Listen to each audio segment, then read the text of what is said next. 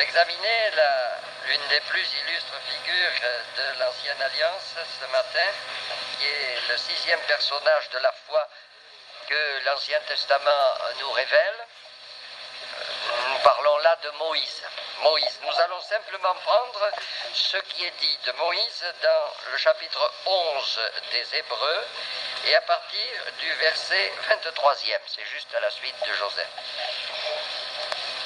Vous savez, ce chapitre 11, c'est un véritable panthéon des témoins de la foi que nous avons là, dans ce chapitre 11. Il y en a des quantités, on ne donne pas tous les noms, mais il y a une nuée de témoins, comme le dit le chapitre 12, une nuée de témoins, une si grande nuée de témoins. Dans l'Ancien Testament, dans l'Ancienne Alliance, il y a eu aussi de nombreux témoins de la foi. Mais évidemment, c'est un de ces géants de la foi que nous examinons ce matin. Alors, Hébreux 11, 23. La foi. Et nous avons non seulement Moïse qui se trouve inclus dans ses déclarations sur la foi, mais également ses origines, c'est-à-dire sa famille. L'apparition de ce personnage sur la scène d'Israël se fait dans une ambiance de foi. Ses parents étaient des Israélites croyants qui avaient la crainte de Dieu dans leur cœur. Ils ne voyaient pas les choses comme les autres les voyaient. Ils avaient le regard de la foi. Et je vais vous le faire comprendre. Vous avez remarqué qu'il est dit là au chapitre 11 et au verset 23, c'est par la foi que Moïse de sa naissance fut caché pendant 3 mois par ses parents, parce qu'ils virent que l'enfant était beau.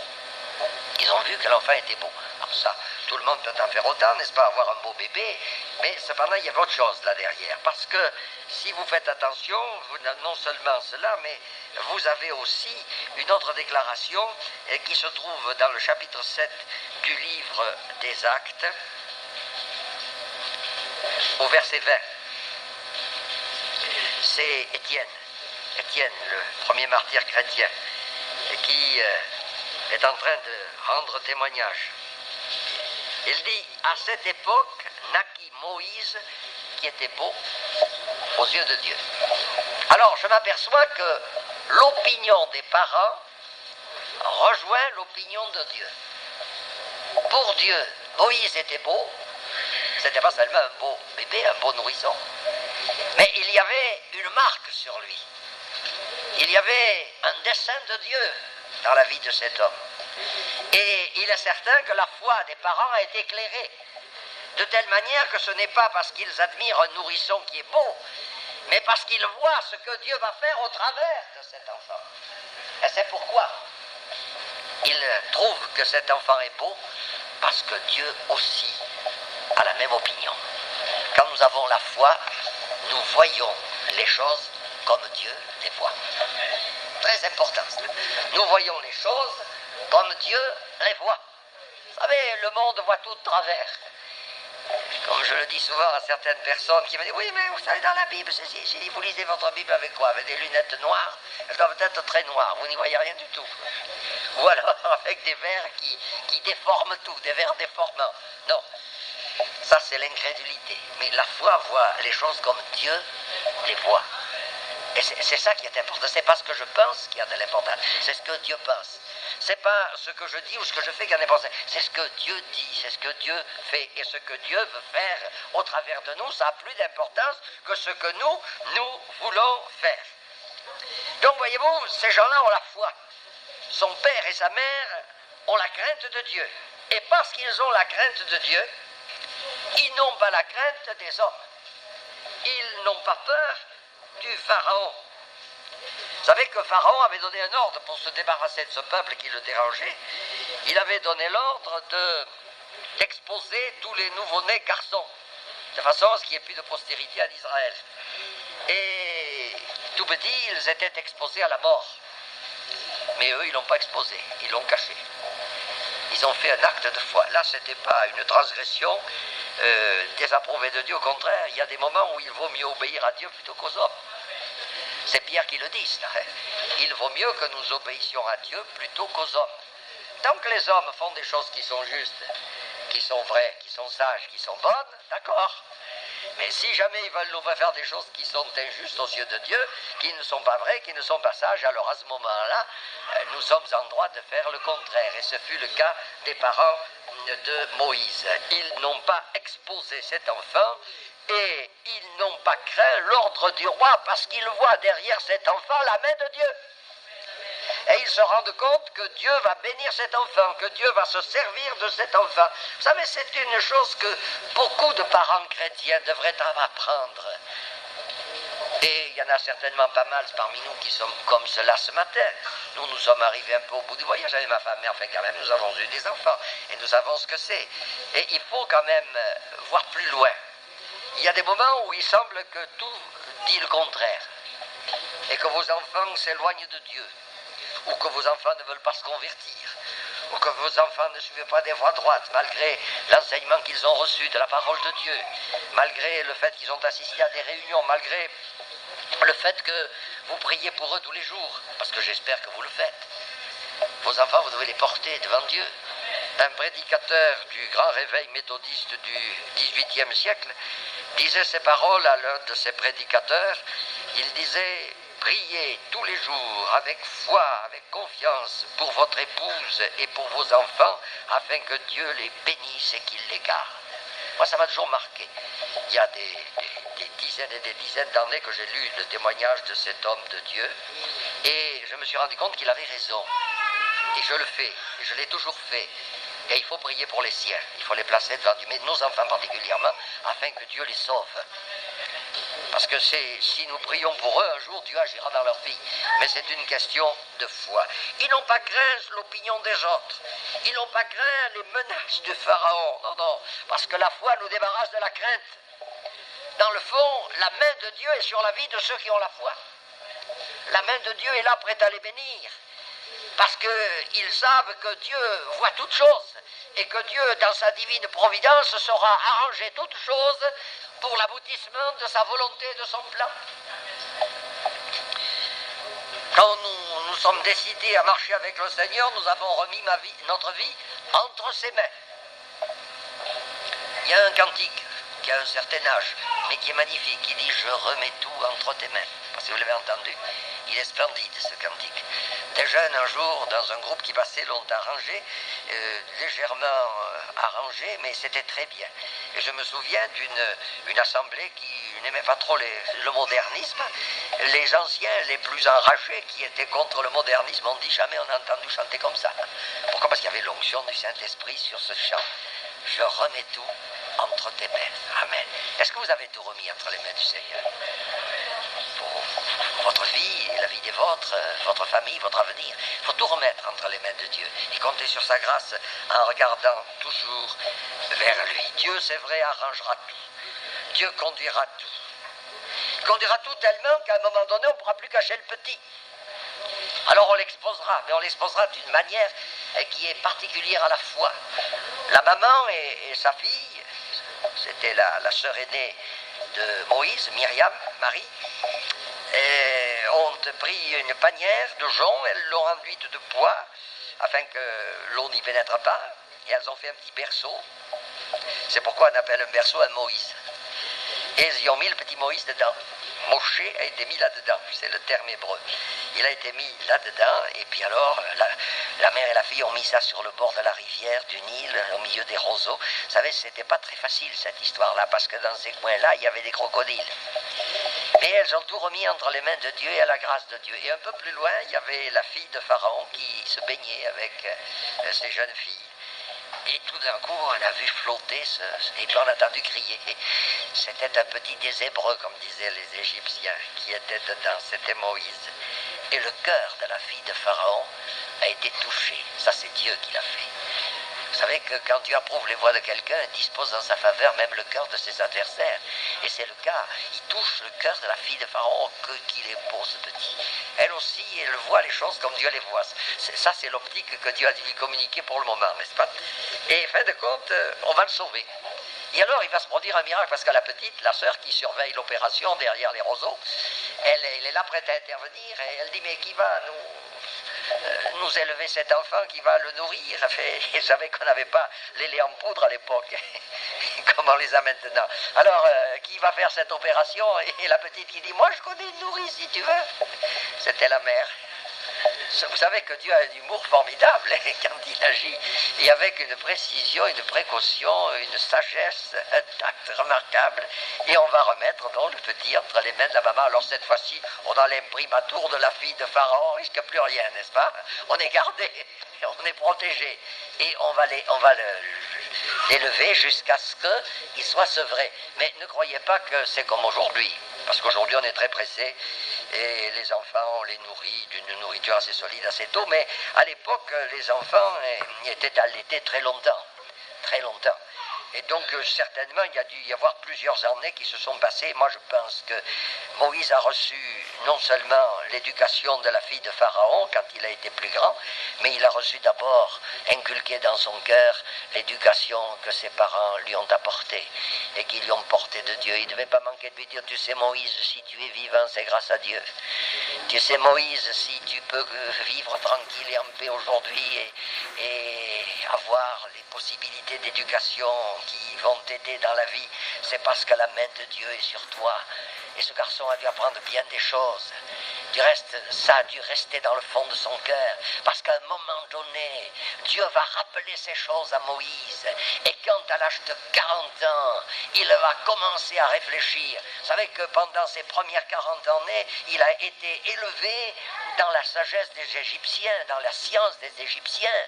Et vous savez que c'est pour l'époque, ces gens-là, ils avaient une science, une connaissance qui était très avancée. C'est vrai, c'était un empire qui était puissant. Ils avaient des connaissances extraordinaires dont il nous reste les vestiges aujourd'hui. Il a appris tout cela, Moïse. Il avait des lettres, il avait de la connaissance, il connaissait les mathématiques, enfin, il connaissait pas mal de choses. Seulement, il y a un moment donné où il va falloir choisir. Il y a Dieu d'un côté et le monde de l'autre. Et dans toute vie humaine, c'est comme cela. Et ne croyez pas que certaines personnes en sont exclues, exemptes. Non. À un moment ou l'autre, même le plus incrédule, même le plus dur, même le plus bas tombé va être confronté à ce choix. Parce que Dieu agit toujours dans la vie des humains. C'est pourquoi il est important de prier pour eux, afin que le moment de Dieu intervienne et les amène à faire un choix. Après la préparation de son enfance, conduite par la main de Dieu, nous arrivons à la décision. Et là, nous avons le verset 24, 25 et 26 qui nous dit que par la foi, Moïse, devenu grand, refusa d'être appelé fils de la fille de Pharaon, aimant mieux être maltraité avec le peuple de Dieu que d'avoir pour un temps la jouissance du péché, regardez si c'est prophétique cela, l'opprobre de Christ, comme une richesse plus grande que les trésors de l'Égypte, car il avait les yeux fixés sur la rémunération. Il va choisir entre les honneurs et la gloire, et puis l'opprobre divine qui va reposer sur ce peuple, qui va être appelé à sortir de ce pays, à s'en aller vers le pays de la promesse, à s'y installer, à s'y développer, à croître, et à s'organiser de telle manière qu'un jour sorte au milieu de lui celui qui sera le sauveur du monde. C'est pour ça qu'il est parlé de l'opprobre de Christ. Parce que Dieu voit plus loin que nous. Et lorsque nous avons cette foi, nous aussi nous voyons plus loin. Ce qui a permis à Moïse de choisir, c'est qu'il avait devant lui deux choses. La première, c'est qu'étant fils de la fille de Pharaon, il aurait pu régner sur l'Égypte. Il aurait pu avoir droit au trône. C'était pourtant un enfant adoptif, mais il n'y avait rien à cette époque-là qui pouvait empêcher la chose de se produire. Il avait des honneurs, vous vous rendez compte, le fils de la fille de Pharaon, l'héritier du trône.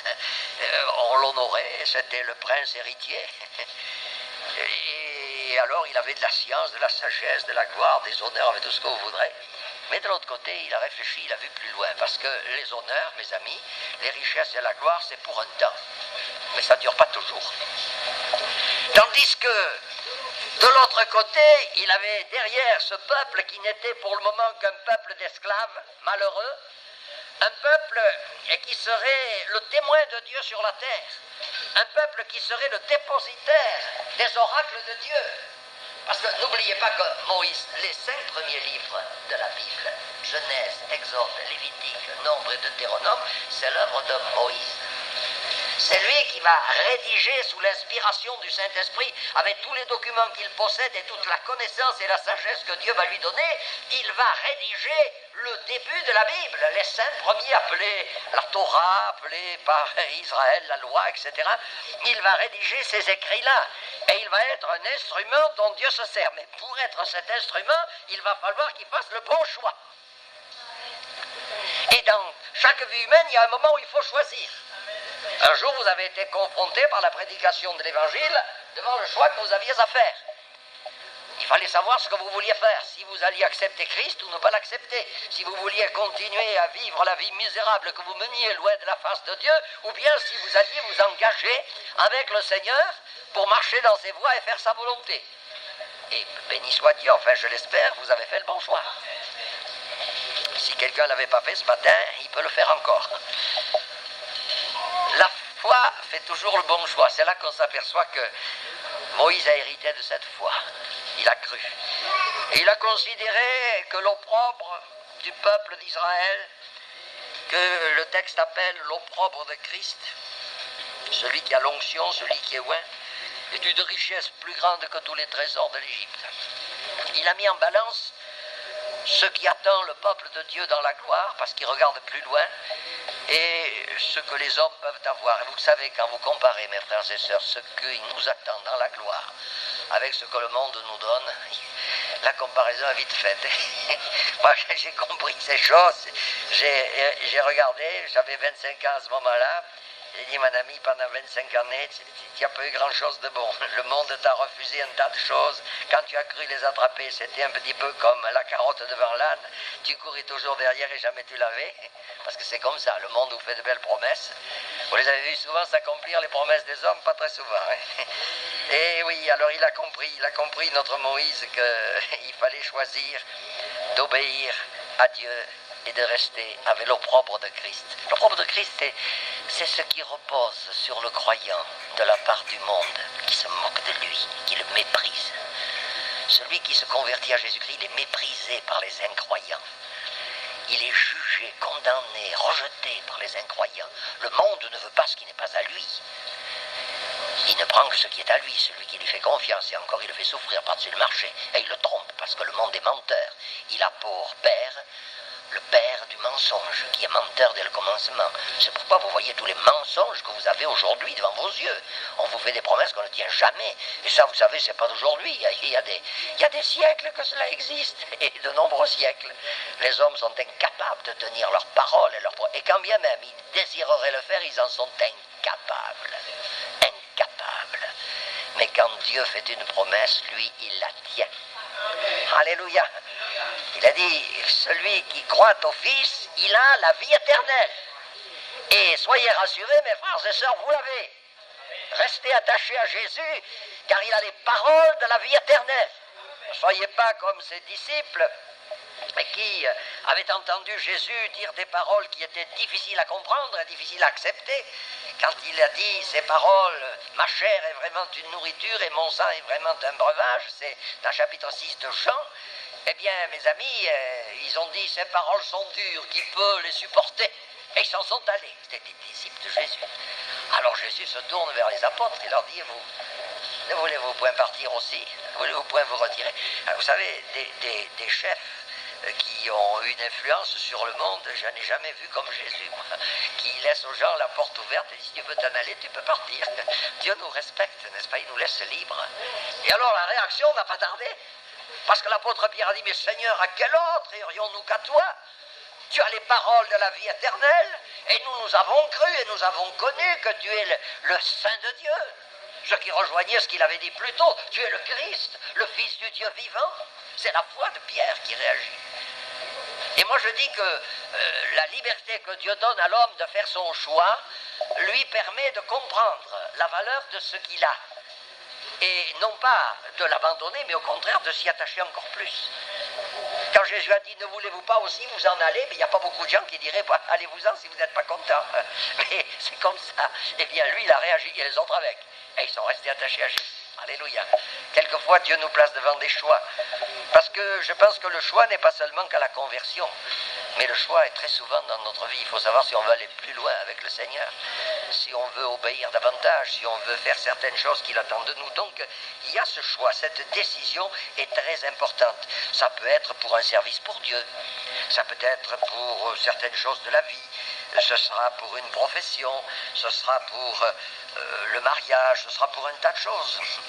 Ça me rappelle l'histoire d'une maman qui était chrétienne et qui priait depuis longtemps pour son garçon afin qu'il se convertisse, mais il ne voulait rien écouter.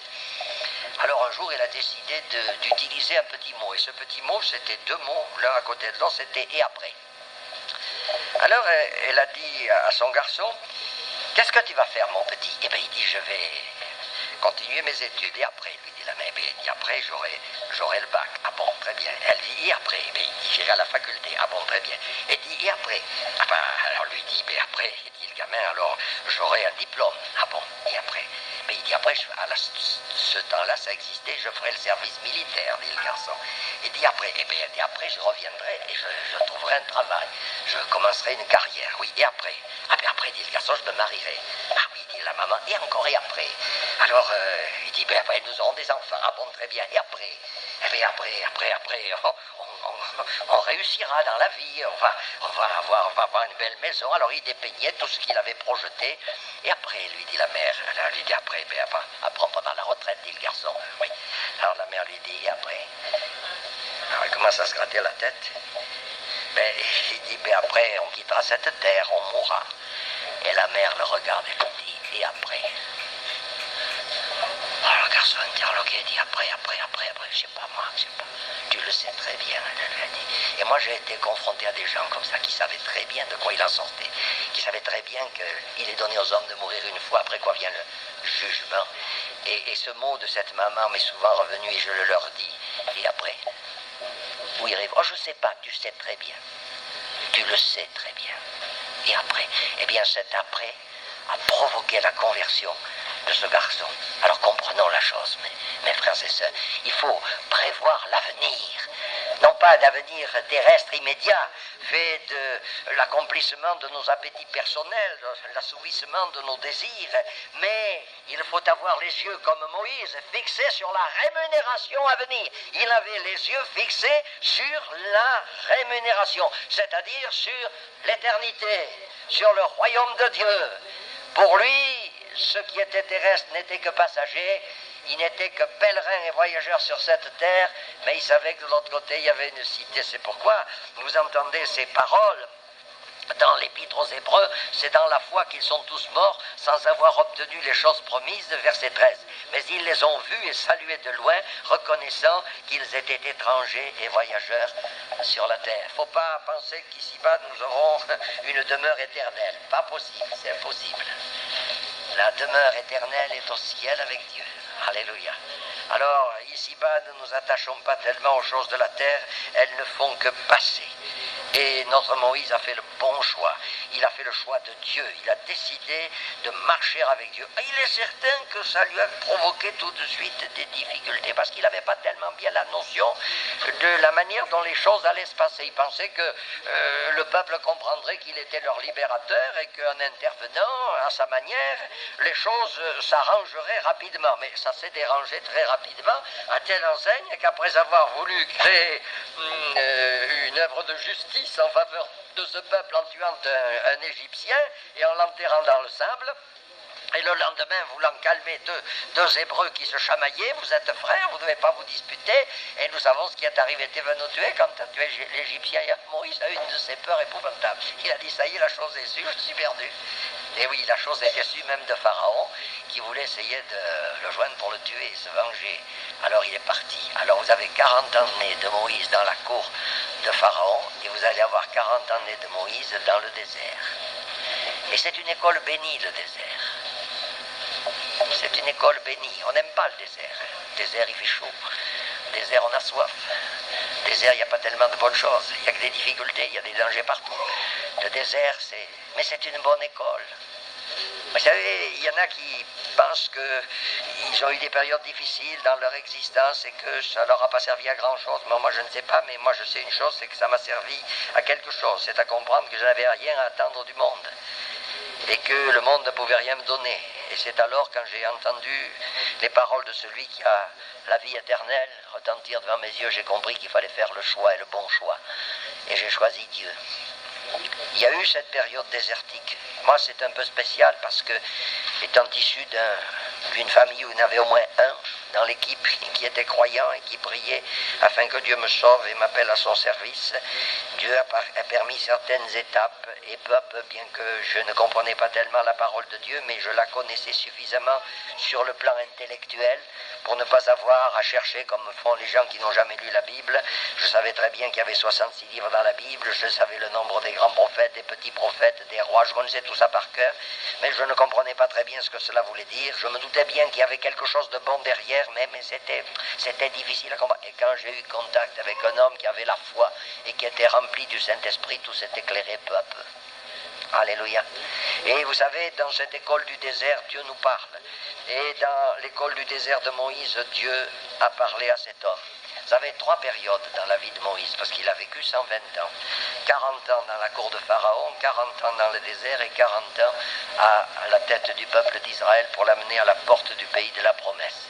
Mais pour réaliser cette position de chef, qui va donner les 5 premiers livres de la Bible, qui va sauver ce peuple de l'esclavage et l'amener vers la terre promise et lui donner des lois, lui communiquer la loi de Dieu, parce que Moïse est une figure extraordinaire de l'Ancien Testament, n'est-ce pas? C'est un homme de foi remarquable. Eh bien, il a fallu une éducation. N'allez pas croire qu'il va falloir que vous attendiez 80 ans. Oui, parce qu'il y a eu 80 années d'éducation. 80 ans. Ça compte, ça, dans la vie d'un homme musulman. Vous n'avez pas remarqué ce qui est écrit? Il est dit que quand il est arrivé au bout du voyage et qu'il est monté sur le mont Nebo, où Dieu l'a repris, il avait autant de vigueur que quand il était jeune. Sa vigueur n'était point passée, il était plein de force. 120 années comme ça, quand nous voyons ce que ça fait 120 années chez certains de nos contemporains, qui ne demandent qu'une chose, c'est de partir le plus vite possible, tellement ils sont démunis de tout. Vous avez vu Jeanne Calment, la pauvre, elle a 122 ans, c'était la catastrophe. Mais notre Moïse, à 120 ans, il était plein de force, parce que Dieu était avec lui. Alléluia. Mais il y avait un plan de Dieu. Et ce qui est bien, c'est que après le choix de Moïse devant l'affaire de Pharaon, il va y avoir le choix de Moïse devant l'appel de Dieu. Alors cet homme qui avait voulu tuer l'Égyptien pour sauver les siens, cet homme qui avait voulu réconcilier ses frères et qui n'avait pas été compris, quand Dieu l'appelle et dit « Va avec cette force que je te donne et délivre mon peuple, envoie qui tu voudras ». Moi j'ai la langue embarrassée, je ne sais pas parler. Oui, il avait bien su parler avant, mais là ça n'avait pas été le bon conseil, n'est-ce pas? Et il va reculer, il va avoir peur. Et il faudra alors que Dieu lui donne les moyens d'accomplir le plan qu'il a préparé pour lui. La fameuse baguette, le fameux bâton du berger, cette espèce de houlette, avec laquelle le berger maintient les brebis dans le bon chemin, sur laquelle il s'appuie pour avancer dans le désert, avec laquelle il agit contre les ennemis du troupeau. Cette houlette et ce bâton dont nous parle David, qui l'ont rassuré, eh bien cette houlette, ça va devenir la puissance de Dieu. Et nous savons qu'avec ce bâton, avec cette houlette, notre Moïse va frapper l'Égypte. Et que les jugements de Dieu vont tomber sur ce pays les uns après les autres. Et alors, au verset 27, il nous est dit, c'est par la foi qu'il quitta l'Égypte sans être effrayé par la colère du roi, car il se montra ferme comme voyant celui qui est invisible. Regardez comme il est changé. À partir du moment où il a dit, oui Seigneur, tout change.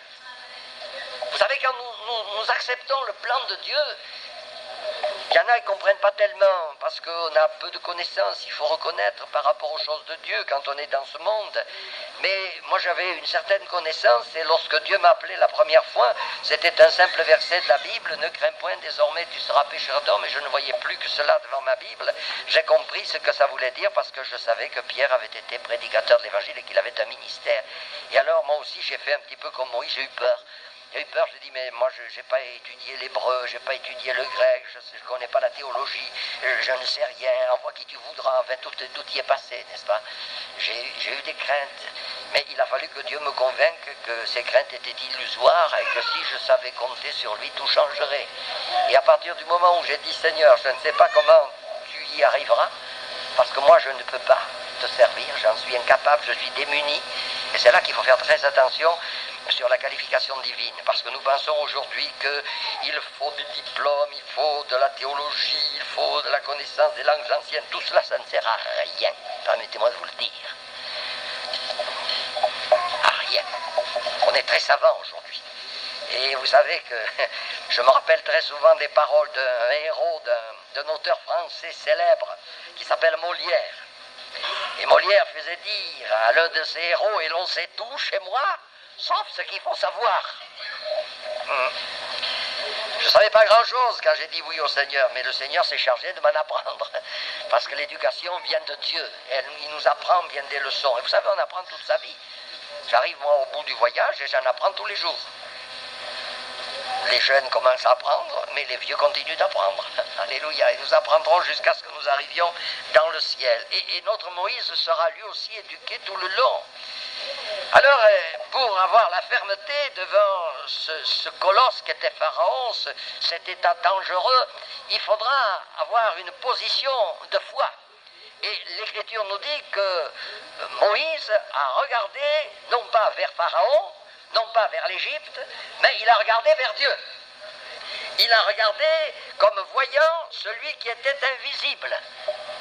Autrement dit, il faut, pour servir Dieu et pour marcher avec lui, avoir les yeux fixés sur Jésus. C'est là ce que vous avez dans le chapitre 12 des Hébreux, où il est dit, nous donc aussi, verset 1er, puisque nous sommes environnés d'une si grande nuée de témoins, rejetons tout fardeau et le péché qui nous enveloppe si facilement, et courons avec persévérance dans la carrière qui nous est ouverte, ayant les regards sur Jésus, le chef et le consommateur de la foi, qui en vue de la joie qui lui était réservée a souffert la croix, méprisé l'ignominie et s'est assis à la droite du trône de Dieu.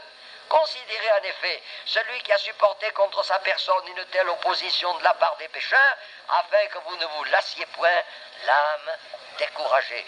La foi de Moïse sera éprouvée. La foi de Jésus aussi sera éprouvée. Et notre foi le sera également. Mais si nous regardons à celui qui est invisible, nous en sortirons vainqueurs. Parce que très souvent, nous serons amenés à dire, Seigneur, tu as entendu. Tu as vu les menaces. Les chrétiens de l'église primitive disaient autant, Seigneur, vois leurs menaces. Et donne à tes serviteurs d'annoncer ta parole avec une pleine assurance. On ils nous interdisent d'en parler, mais tu dois nous aider à en parler davantage. Alléluia. La foi, c'est comme les poissons de qualité, ça remonte les torrents. Vous n'avez pas remarqué? Les torrents de montagne, il y a des saumons qui les remontent, et truites, et poissons de qualité. C'est vigoureux, les poissons de qualité, ça remonte le courant et ça passe par-dessus les barrages et les obstacles. Le poisson mou, ça se laisse entraîner, hop, ça part à la dérive. Ça n'a pas de la qualité. J'espère bien que vous êtes de bons poissons, vous autres, n'est-ce pas? Que vous avez la vigueur que Dieu donne. Alléluia. Et oui, c'est celle de Dieu. Si nous sommes remplis de l'Esprit de Dieu, nous aurons de la force devant l'opposition du monde, devant l'opposition des hommes. Or, devant Pharaon, qui était quand même un individu dangereux, notre Moïse n'a pas eu peur. Il a d'abord jeté la baguette à terre et est devenu un serpent. Et puis, nous avons la suite, n'est-ce pas? Il a jeté de l'eau du fleuve, c'est devenu du sang. Et il y a eu du sang partout. Enfin bref, il y a eu un tas de choses. Toutes les plaies vont tomber les unes après les autres. Et ce qui est extraordinaire, c'est que plus ça tape dur, et plus quand même par moment, on voit Pharaon qui commence à fléchir. Oui, alors allez, là, vous seul, dans le désert, servez. Mais c'est que l'autre, il lâche pas prise. Il sait ce qu'il veut faire. Il sait que Dieu fera sortir Israël d'Égypte. Il a la confiance, il a les yeux fixés sur Dieu, et il compte sur Dieu. Alléluia. Et il tient bon. Amen. Du reste, lorsqu'on arrive à la fin de cette histoire, tenez, regardez avec moi chapitre 10 de la Genèse, verset 28. Quand on arrive à la fin de cette histoire, au moment où ils vont sortir d'Égypte, il y a des choses terribles qui se passent. C'est Genèse 10. Non, qu'est-ce que je raconte? C'est Exode, excusez-moi. Exode 10. C'est moi qui avais mal écrit, ça m'a trompé. Exode 10, voilà. 28, 10, 28. Pharaon dit à Moïse, sors de chez moi. Garde-toi de paraître encore en ma présence, car le jour où tu paraîtras en ma présence, tu mourras. Tu l'as dit, répliqua Moïse, je ne paraîtrai plus en ta présence. C'est-à-dire que Moïse n'a pas fait la démarche encore d'aller une fois de plus vers Pharaon. Mais lorsque tous les premiers-nés des Égyptiens, y compris le premier-né de Pharaon, sont morts dans la nuit, alors que pas un des enfants d'Israël n'a été touché, un peu plus loin, il nous est dit qu'au milieu de la nuit, chapitre 12, verset 31, dans la nuit même, Pharaon appela Moïse et Aaron et leur dit, levez-vous, sortez du milieu de mon peuple, vous et les enfants d'Israël. Dieu a obligé Pharaon à plier. Dieu a obligé Pharaon à plier. C'est pas Moïse qui l'a obligé, c'est Dieu qui l'a obligé. Parce que Dieu frappait fort sur l'Égypte. Il frappait dur, il s'est dit, ça y est, on va tous y passer. Les Égyptiens poussaient des cris, ils hurlaient. Parce qu'à un moment donné, vous avez les serviteurs de Pharaon qui disent, mais tu vois pas que l'Égypte périt, fait quelque chose, fait partir ces gens. Mais c'est que l'autre, il était endurci, c'était Dieu qui endurcissait le cœur de Pharaon, parce qu'il voulait l'amener à l'abdication totale. Il voulait produire le fameux exode, la traversée de la mer Rouge. C'est formidable. L'histoire de ce peuple est bouleversante, vous savez. Quand Dieu prend les choses en main, c'est formidable. On n'a pas envie d'être entre les mains de Dieu pour qu'il se serve de nous et qu'il fasse de grandes choses dans notre vie. Oh, que Dieu nous aide à le comprendre et à remettre tout entre les mains du Seigneur. Oui, nous pouvons avoir devant nous des pharaons qui nous menacent. Nous pouvons avoir devant nous des pharaons méchants. Mais cependant, si nous regardons à Jésus, ça nous donnera du courage. Alléluia. Ça nous donnera du courage. Vous savez, ceux qui sont conduits par la chair et par l'ennemi, le diable, ils ont toujours des paroles méchantes, arrogantes, blessantes. Ne tenons aucun compte de ces paroles. Faisons comme Moïse qui, derrière Pharaon, voyait ce que Dieu allait faire. Et il savait que Dieu allait amener cet orgueilleux personnage à s'humilier, à plier. Et puis c'est qu'il n'y a pas que Pharaon qui a plié, mais tout le peuple a plié. Parce qu'ils sont partis en vitesse dans la nuit, ils ont laissé pas mal de choses qu'ils n'ont pas pu emporter avec eux, mais cependant il s'est passé quelque chose, c'est que Dieu a disposé le cœur des Égyptiens, qui sous le fait de la menace de la mort de tous leurs enfants, ont fait une chose, ils ont dit, qu'est-ce que vous voulez? Donnez-nous tout, ils ont tout donné, ils ont emporté de l'or, de l'argent, des tissus, ils ont emporté tout, ils ont dépouillé les Égyptiens. Dieu prévoyait ce qu'il allait faire dans le désert, alléluia. Vous savez que Dieu est très prévoyant. Alors, faisons ce que Dieu nous demande de faire et laissons-le nous conduire. Mais nous ne pouvons faire cette expérience que dans la mesure où nos yeux sont fixés sur le Seigneur. Alléluia, ça c'est la foi. La foi regarde vers Dieu constamment et c'est ça qui nous donne de tenir ferme. Alléluia. Si vous regardez à vous-même, vous êtes perdu. Si vous regardez aux autres, vous êtes perdu. Mais si vous regardez à Jésus, vous êtes vainqueur. Les yeux fixés sur Jésus, c'est ce que nous avons lu dans Genèse 12. Plutôt Hébreux 12. Décidément, Genèse est en travers ce matin. Puis alors, nous avons à ce moment-là une foi qui est particulière, verset 28 d'Hébreux 11. C'est par la foi que Moïse fit la Pâque et l'aspersion du sang afin que l'exterminateur ne touchât pas au premier-né des Israélites. La célébration de la Pâque. Elle est prophétique, la Pâque. L'agneau immolé, le sang versé, placé sur les deux poteaux et le linteau de la porte des enfants d'Israël, l'agneau complètement rôti, extérieur, intérieur, au feu, ça nous parle de l'agneau de Dieu qui ôte le péché du monde. Et nous savons que cette Pâque d'Israël parle terriblement, prophétiquement de la véritable Pâque. Christ, notre Pâque, a été immolé, dit l'Écriture. Alléluia. L'agneau pascal des Israélites était la prophétie, la projection dans l'avenir et la révélation de ce que Jésus allait faire pour nous sauver. Alléluia. Christ, notre Pâque, a été immolé. Alors, dans tout ce qui se passe, tout cela est prophétique. Le sang va être versé. Le sang de Jésus a été versé pour nous purifier de tout péché, faire expiation. Ensuite, l'animal était rôti entièrement, intérieur, extérieur. Toute la vie de Jésus est exposée sur le feu du jugement. Le jugement de Dieu est tombé sur lui entièrement, afin de nous en délivrer. Alléluia. Et puis, il devait manger cette pacalate avec la ceinture sur les reins, les chaussures aux pieds et le bâton à la main. Tout ce que je vous dis se trouve dans le chapitre 12 du livre de l'Exode. Et voilà, il devait partir avec empressement. Vous savez, nous sommes des pèlerins, des voyageurs. On est de passage ici-bas. On est là pour un temps. Et puis notre cité à nous, elle n'est pas là, elle est dans les cieux, alléluia. Et nous laissons un témoignage sur la terre en passant, celle de l'œuvre de Jésus sur la croix du Calvaire. La réponse de Dieu au problème des hommes, c'est la prédication de la croix. C'est une folie pour ceux qui périssent, mais une puissance et une sagesse de Dieu pour ceux qui croient, pour ceux qui sont sauvés. C'est Paul qui le dit dans la première aux Corinthiens. Donc nous devons considérer ces choses, c'est que Christ, notre Pâques, je reviens presque au point de départ. On a commencé avec Abel, pour ceux qui étaient là au début, n'est-ce pas, et qui prophétise la croix par son sacrifice. Eh bien, nous retrouvons encore la même chose avec la célébration de la Pâque, mais avec beaucoup plus de détails. Et il devait être mangé, cet agneau pascal, avec des pains sans levain et des herbes amères, si vous vous souvenez bien.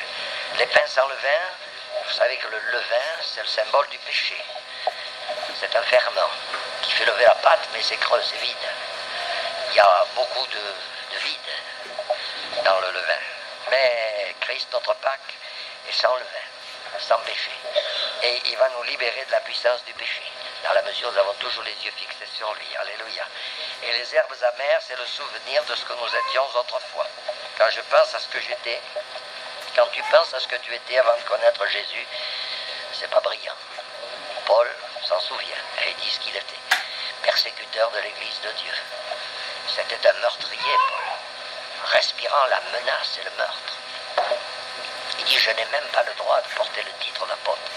Et pourtant, le Seigneur lui a fait la grâce de l'être et d'être l'apôtre des gentils, des gens comme nous, qui ne faisions pas partie d'Israël, mais que Dieu aimait, que Dieu voulait sauver. Alléluia. Donc voilà, la Pâque, elle est parfaite, et c'est sous le sang de l'agneau pascal que lorsque l'ange exterminateur va passer sur l'Égypte, il verra le sang sur les portes, il passera dessus, parce que Pâques, ça veut dire action de passer. Il passe sur les portes et il ne frappe pas. Nous avons été délivrés du jugement. Il n'y a plus aucune condamnation pour ceux qui sont en Jésus-Christ. C'est ce que dit l'Écriture. Amen. Si Jésus habite notre cœur, si le sang de Jésus nous a purifiés, nous recouvre, si la justice de Christ nous habite, nous sommes délivrés du jugement qui va tomber sur le monde et tomber sur la terre des hommes. C'est merveilleux cela. Ça vous fait pas peur, me disait un jour quelqu'un, d'annoncer qu'il va y avoir des choses terribles? Ah non, parce que j'en suis délivré. Je sais que Jésus est mon sauveur, je sais où je vais. Alléluia. Amen.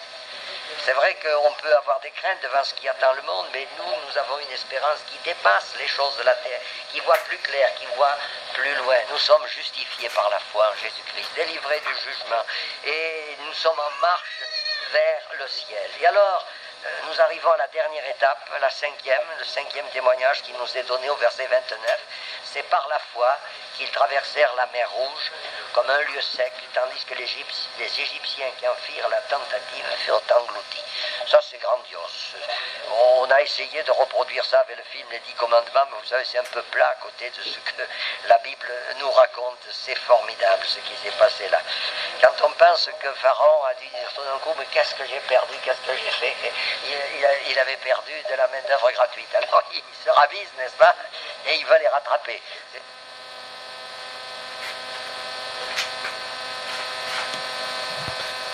Différentes.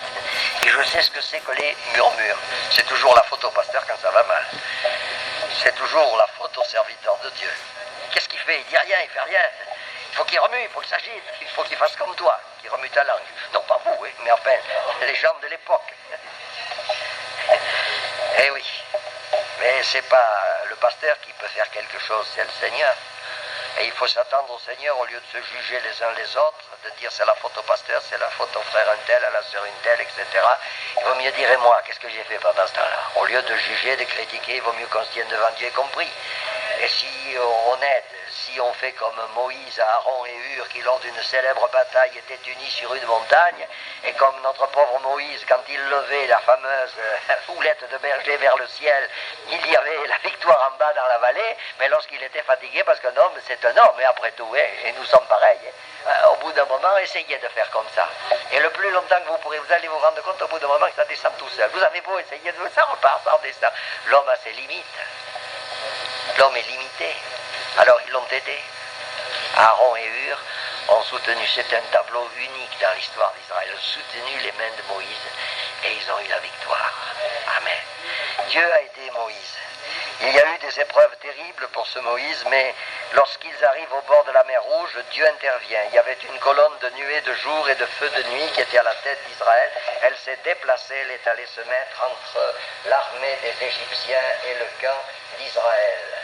Et puis, d'un côté des Égyptiens, c'était les ténèbres les plus sombres et les plus épaisses, ils ne pouvaient plus bouger. Et de l'autre côté, c'était la lumière pour le camp d'Israël. Alors Dieu a parlé à Moïse, il dit, lève ta baguette, lève ta houlette, lève ce bâton sur la mer Rouge. Et dans la nuit, le vent s'est mis à souffler, souffler, souffler. Vous savez, là-bas, quand ça souffle dur. Il s'est mis à souffler avec une grande force, et voilà qu'au petit matin, il y avait un chemin qui était ouvert, c'était la voie de la liberté. Gloire à Dieu. Vous savez que la prière de la foi, ça ouvre bien des chemins et ça donne bien des victoires. Alléluia. Et le peuple est passé par la route. Seulement, voilà, les Égyptiens se sont dit, les Juifs nous échappent, on va les suivre et on va les tuer. Seulement, ce qui était un chemin de liberté, de victoire pour les croyants, c'est un chemin de perdition pour les incroyants. Ah, ils essaient d'imiter, le monde imite, mais ce n'est que de la pâle imitation. C'est du théâtre. J'appelle ça, moi, du cinéma, du spectacle. Ça ne donne rien. Seulement, vous savez que lorsque Israël est arrivé de l'autre côté, qu'il s'est retourné, il a vu ce que Dieu a fait. Il a tout lâché et tous les flots se sont précipités sur Pharaon et son armée et ont tout détruit. Les Égyptiens que vous avez vus, dit Moïse à Israël, vous ne les verrez jamais plus. Amen. Donc, il a fallu la foi de cet homme qui a fait confiance à Dieu pour que dans la nuit, un chemin de liberté soit donné à ce peuple.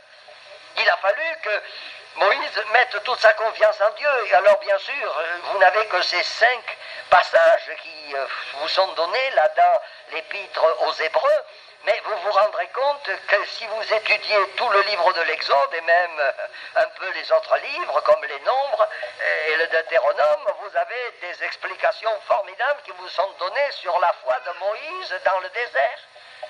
Je n'en retiendrai qu'une pour terminer.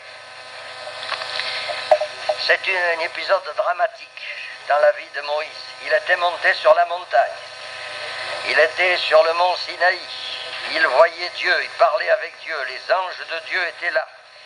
On lui a remis les tables de la loi écrites du droit de Dieu. C'est bouleversant. Il est quand même resté 40 jours, 40 nuits dans le jeûne et la prière. Et Dieu lui a parlé, s'est révélé à lui. Il lui a remis les tables de la loi. Seulement Dieu, à un moment donné, vers la fin, lui a dit, mon peuple qui est en bas s'est corrompu.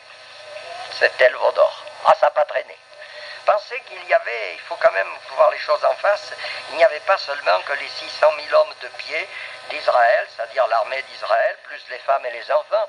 On évalue à peu près à 2 millions la totalité de ces gens qui sont en transhumance et qui s'en vont là au travers du désert. Mais il y avait 600 000 qui les avaient suivis d'Égypte, des gens de sac et de cordes, comme le disait un de mes confrères.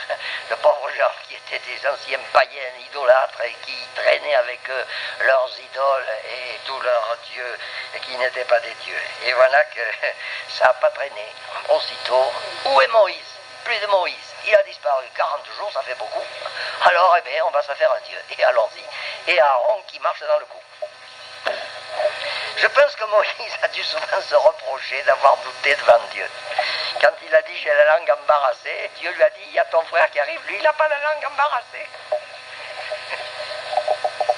C'est vrai, il n'avait pas la langue embarrassée, Moïse.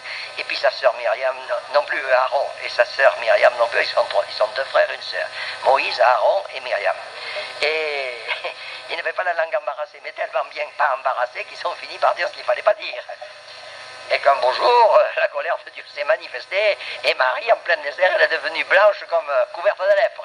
Et il a fallu attendre 7 jours que la chose soit réglée entre Dieu et Marie.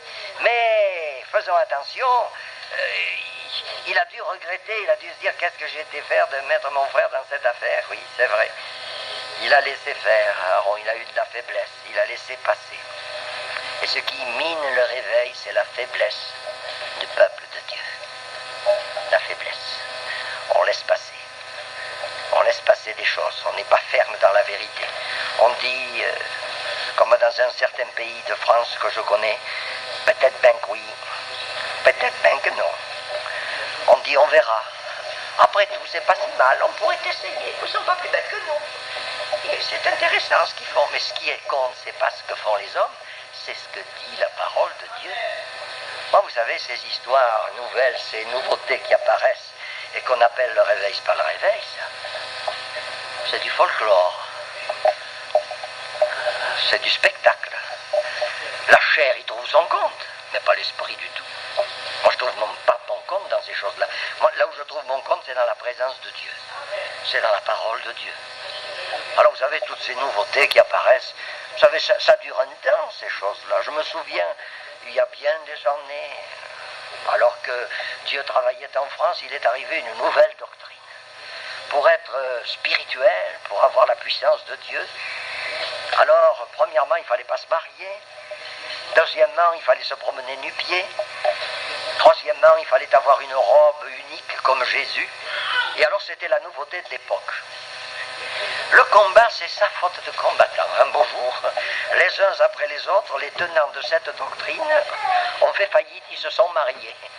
J'ai eu le dernier de la bande chez moi, il était marié, et bien sûr, je lui ai posé un tas de questions, il m'a expliqué ce qui s'était passé, il me dit, oui, on s'était égaré. Et c'est vrai. Ça a mis des années, mais ça fait bien des dégâts. Et il y a toujours des pauvres gens pour les suivre. Il y a toujours des pauvres gens pour suivre ces gens-là. Mais ça fait long feu. Ça fait long feu, c'était la nouvelle Pentecôte, la Pentecôte de Ceylan à l'époque. Dans le Lot-et-Garonne, ça fait des dégâts, il y a eu des divisions au départ.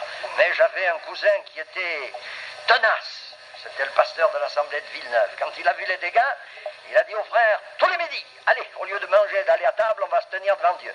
Et entre leur travail, parce qu'ils faisaient ça pendant leur travail, en revenant du travail vite, ils allaient à la salle, et ils se mettaient à jeûner, à prier, ils combattaient devant Dieu. Et il m'a dit, en l'espace d'un mois, non seulement les gens qui étaient partis étaient remplacés, mais il y en avait d'autres qui étaient arrivés, tout était reparti, et il n'y avait plus de monde après qu'avant. Alléluia. Ça, le remède, c'est le jeûne et la prière. Ça n'a pas changé. Moïse était un homme qui savait ce que c'était, qui savait jeûner, prier, se tenir devant Dieu.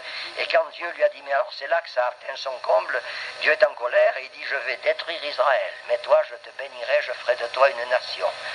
Et alors notre Moïse qui dit, ah Seigneur, ôte plutôt mon nom de ton livre que de détruire ce peuple. On dira, il n'avait pas la force de les amener dans la terre promise, c'est pourquoi il les a fait mourir dans le désert. Et il plaide parce qu'il aime le peuple de Dieu. C'est vrai. Moi, souvent, ça m'a fait réfléchir. C'est vrai qu'il y a des moments, on est un peu bouleversé parce qu'on voit des choses qu'on ne devrait pas voir, entendre des choses qu'on n'aurait pas entendre, et ça fait mal. Bon, on dit, Seigneur, c'est ton peuple, tu l'aimes. Alors, Seigneur, ne le détruis pas. Fais quelque chose pour lui, bénis-le. Vous savez que le peuple de Dieu, c'est le fruit de l'œuvre de la croix. C'est le fruit de la prédication de la foi. C'est le fruit de la parole de Dieu. C'est le fruit de l'œuvre de Jésus. Alléluia. Il y a bien quand même quelque chose de bon là-dedans. Alléluia. Alors il faut prier afin que Dieu bénisse le peuple de Dieu. Il faut exercer sa foi. C'est ce qu'a fait Moïse. Et quand il est descendu, c'est lui qui a mis l'ordre en bas. Ça a chauffé 5 minutes. Il a détruit le veau d'or. Il a réduit en poussière, a jeté la poussière dans le torrent. Il a fait boire l'eau du torrent à ces gens-là. Il a mis de l'ordre. Ça a été terrible. Mais le peuple a été libéré de l'idolâtrie. Gloire à Dieu. Et il est remonté vers Dieu. C'est formidable cet homme-là. Je pense que là-haut, il devait avoir la nourriture des anges parce qu'il est reparti encore jeûner 40 jours et 40 nuits sur la montagne. Et Dieu lui a donné à nouveau les nouvelles tables parce qu'il les avait brisées dans sa colère.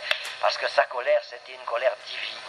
Bon, c'était pas la colère de la chair, c'était la colère divine. Il était furieux de ce que ces gens-là s'étaient fait avoir par le diable. S'était laissé entraîner et la gloire de Dieu était atteinte. Et lui, la gloire de Dieu, c'était plus qu'autre chose. Alléluia. Et c'est pourquoi il brise les tables. Alors, il y a un brisement d'alliance là. Et il va falloir qu'il remonte sur la montagne pour refaire alliance avec Dieu et avec le peuple qui est en bas. Quelle foi quand même. Quelle foi. Il n'a pas eu peur, n'est-ce pas, des conséquences. Et il va plaider devant Dieu quand tu lui dis, ôte-moi de ton livre. Il me semble que j'entends l'apôtre Paul qui dit, je voudrais être anathème, rejeté pour mes parents qui sont perdus. Il aime le sien. C'est ça, l'amour véritable que produit la foi dans le cœur de l'homme, qui nous fait aimer des gens qui ne sont pas tellement aimables, des gens qui ne veulent pas se convertir, qui ne veulent pas croire, et qui sont les ennemis de Dieu. Et pour ces gens-là, eh bien, ces gens-là, ces croyants, comme Moïse, comme Paul, ils ont du courage, ils vont loin dans leur intercession. Ah oui, ils ont compris cette parole de Paul dans le chapitre 4 et verset 13 des Philippiens, je puis tout par celui qui me fortifie. Amen. Je puis tout par celui qui me fortifie.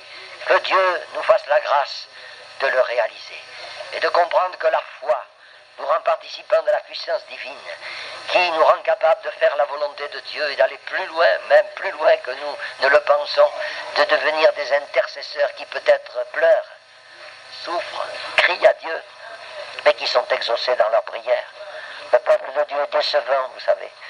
Quand on a travaillé pendant des années, puis que tout d'un coup on voit que tout est en danger de se détruire par quelques hurluberlus qui vont tout de travers et qui entraînent les autres avec eux, ça fait mal au cœur. Mais moi j'ai appris cette leçon et un jour on a voulu me faire ce méchant coup dans une œuvre que je tenais. Alors je me suis tenu pendant plusieurs jours dans le jeûne et la prière et Dieu m'a exaucé. Et quand je suis revenu, tous les gens me téléphonaient et disaient « Qu'est-ce qu'il faut faire pour revenir dans l'église ?» Demandez pardon à Dieu et à ses frères et sœurs que l'on a offensés.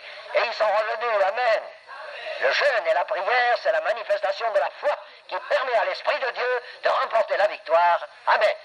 Merci Seigneur, notre Dieu, notre Père, nous voulons te bénir, nous voulons te rendre grâce, nous voulons te louer, te glorifier de cet enseignement que ta parole nous apporte concernant la foi de Moïse. La foi de Moïse qui a permis d'amener ce peuple jusqu'aux portes de la terre promise, de laisser un successeur qui allait lui-même pouvoir dire à ce peuple, choisissez qui vous voulez servir. Moi et ma maison, nous servirons l'Éternel, disait Josué. Eh bien Seigneur, fais de nous de ces hommes et de ces femmes de foi qui peuvent dire, moi et ma maison, nous servirons le Seigneur, alléluia, et qui veulent tenir bon pour toi, qui ont les yeux fixés sur Jésus, le chef et le rémunérateur, le consommateur de notre foi, mais qui ont les yeux fixés vers le royaume de Dieu, qui ne regardent pas au temps présent, mais qui regardent à l'avenir éternel, au royaume éternel de Dieu. Oh Seigneur, communique à mes frères et sœurs cette foi triomphante, qui ne tient aucun compte de ces obstacles de la vie terrestre, mais qui le surmonte par la foi pour parvenir en ta présence. Et lorsque tu paraîtras dire présent Seigneur, je viens à toi de tout mon cœur. Amen. Alléluia.